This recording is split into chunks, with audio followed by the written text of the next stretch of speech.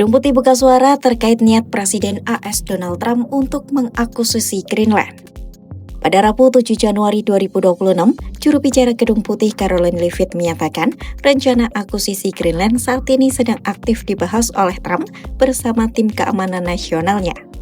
Leavitt menegaskan langkah itu dipandang sebagai kepentingan terbaik Amerika Serikat demi menahan agresi China dan Rusia di kawasan Arktik yang bersifat strategis dan kaya akan sumber daya alam.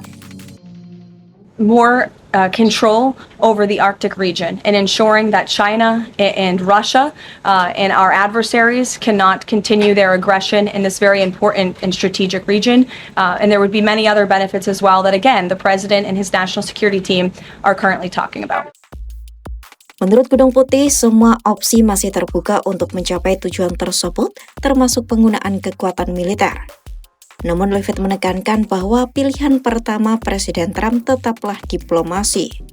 Ia juga menyatakan diplomasi dengan pihak terkait tetap berlangsung di balik layar, meski Trump tetap terbuka untuk menyampaikan sikapnya demi kepentingan nasional AS. Leavitt menambahkan gagasan tersebut bukanlah hal yang baru. Menurutnya, sejak tahun 1800-an, beberapa presiden AS juga memandang penguasaan Greenland sebagai langkah yang menguntungkan keamanan nasional. Well, that's something that's currently being actively discussed by the president and his national security team. And I would point out that the acquisition of Greenland by the United States is not a new idea. This is something that presidents dating back to the 1800s have said is advantageous for America's national security.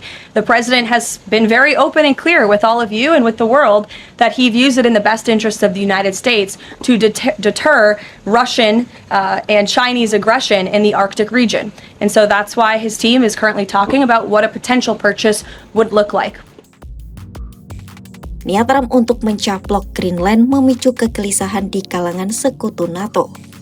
Perdana Menteri Denmark Mette Frederiksen memperingatkan jika AS benar-benar mencaplok Greenland, maka hal itu akan menjadi akhir bagi eksistensi NATO.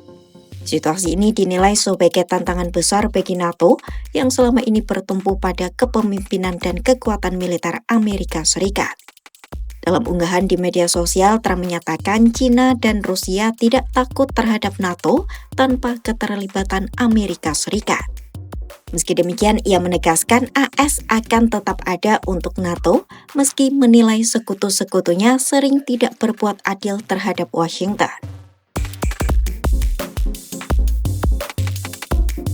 Diketahui Greenland merupakan pulau terbesar di dunia yang berada di Samudra Arktik dan posisinya dipandang sangat strategis. Pasalnya, pemanasan global membuat jalur pelayaran Arktik semakin terbuka dan bernilai ekonomi tinggi.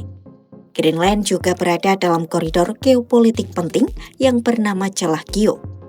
Celah Guyuk adalah jalur maritim antara Greenland, Islandia, dan Inggris yang menghubungkan Samudra Arktik dengan Atlantik.